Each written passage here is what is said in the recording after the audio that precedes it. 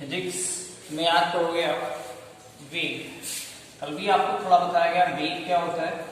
चलिए आज कुछ और अच्छे बताते हैं। वेग, देखिए वेग का मतलब होता है कि किसी वस्तु द्वारा एकांत समय में जितना भी आप विस्थापन तय करते हो उससे हम वेग कहते हैं। जैसे आप लोग यात्रा करते हो तो आप यात्रा करने के दौरान आप जितना भी विस्थापित होते हो, जितना भी आप विस्थापन करते हो, ठीक है, जितने भी समय में वो आपका वेग होता है। अगर आप दूरी तय करते हो कि जितने समय में तो आपकी चाल होती है, जबकि अगर आप विस्थापन तय करते हो तो आपका वेग होता है। यानी किसी वस्तु द्वारा एकांक समय में जितना भी विस्थापन तय होता है उसे हम वेग कहते हैं। और आपने पढ़ा है कि वेग बराबर विस्थापन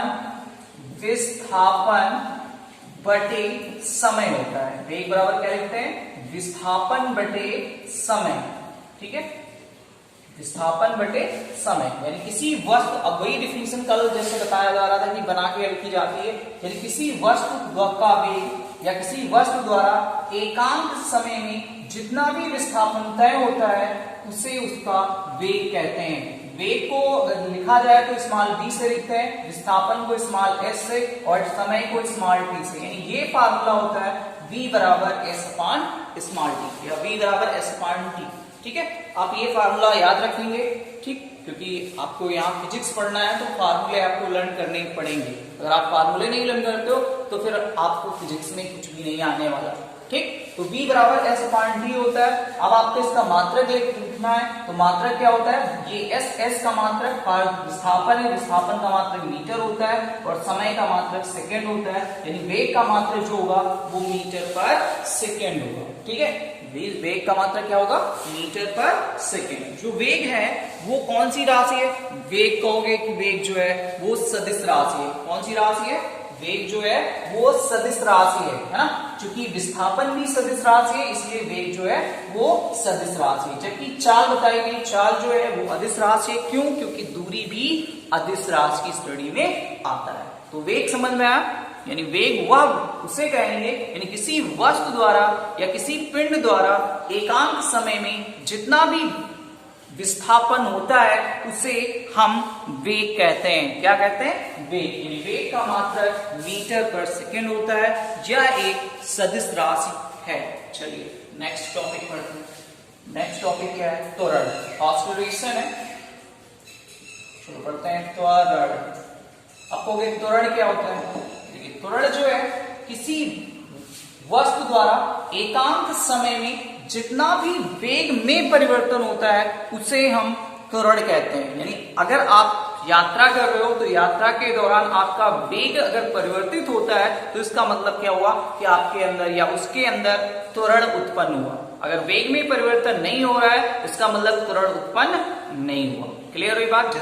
जैसे आप लोग यात्रा करते हो, हाँ, आप स्कूल या अपने घर से स्कूल आते हो तो आपने देखा होगा कभी हवा जो चलती है तभी जिधर की ओर आप जा रहे होते हो उधर की ओर ही हवा चलती है तो आपको साइकिल चलाने में आसानी होती है? नहीं होती?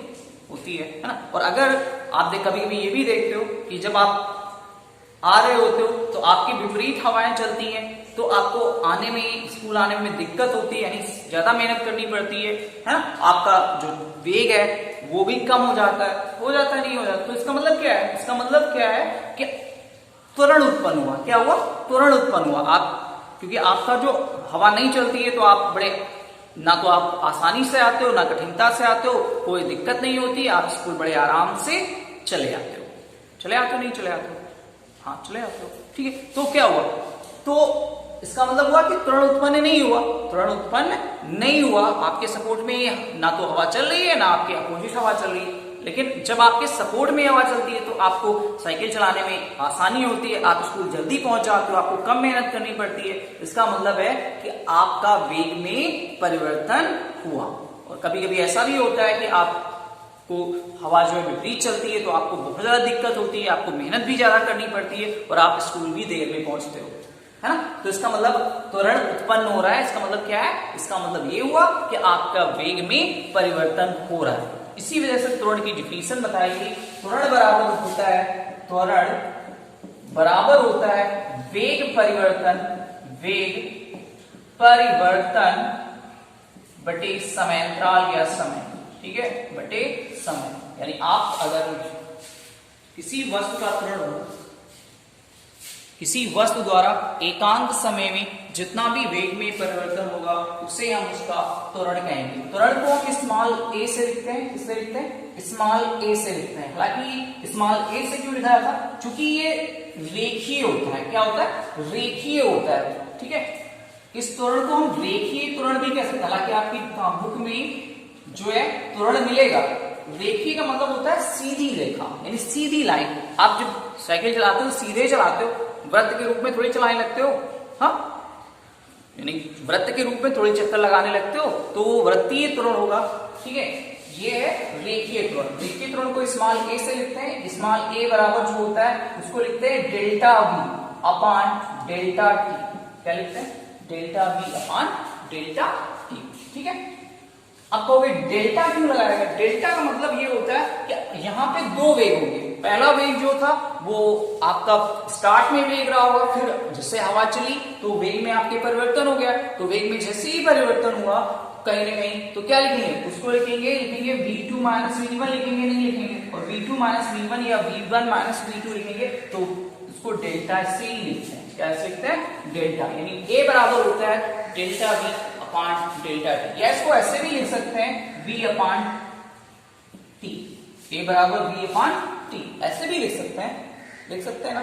या a बराबर इसको ऐसे भी लिखते हैं s अपान, चूंकि अभी आपने पढ़ा है v बराबर आपने पढ़ा है जहां, इसको ऐसे भी लिखा जाता है जहां आपने लिखा है v बराबर आपने भी पढ़ा है s अपान टी होता है, तब लिख सकते हैं क्या, तब a बराबर क्या लिख सकते हैं, v के स्थान पे s लिख दिया जाए तो क्या हो जाएगा s अपान टी इंटू टी, या इसको लिख सकते हैं s अपान टी स्क्वायर, लिख सकते हैं, नहीं लिख सकते। यानी ये भी फार्मूला होता है a बराबर s अपान टी स्क्वायर, या a बराबर v अपान टी, या a बराबर डेल्टा v अपान डेल्टा टी, ठीक है। जो a का आप उसका मात्रक क्या होगा, तो s का मात्रक अभी आपने पढ़ा है मीटर होता है, और t का मात्रक सेकेंड, क्योंकि स्क्वायर जुड़ा हुआ है तो स्क्वायर चढ़ेंगे, यानी a बराबर क्या होता है, मीटर पर सेकेंड स्क्वायर।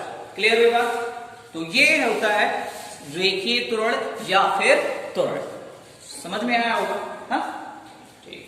तो इस तरह से हम त्वरण को या रेखीय त्वरण को आराम से बता सकते हैं। किसी वस्तु द्वारा एकांत समय में जितना भी वेग में परिवर्तन होता है उसे हम उसका त्वरण कहते हैं। क्या कहते हैं, त्वरण कहते हैं। चलिए अगली हेडिंग है, अगली हेडिंग है, अगली हेडिंग, गति के फिर समीकरण पढ़ते हैं। गति के 3 समीकरण है, बहुत ज्यादा इंपॉर्टेंट रखते हैं। आप यहां से लेके, यानी यहां से आपकी जो फिजिक्स स्टार्ट हुई 9th से, उसके बाद फिर आप इंटर तक या इसके आगे भी आपको न्यूमेरिकल्स मिलते जाएंगे। अगर आप फिजिक्स पढ़ते हो, बीएससी एमएससी करते हो, या किसी में कोई भी टॉपिक लेते हो, किसी भी ग्रेजुएशन में आप यूज करते हो, तो आपको मिलते जाएंगे।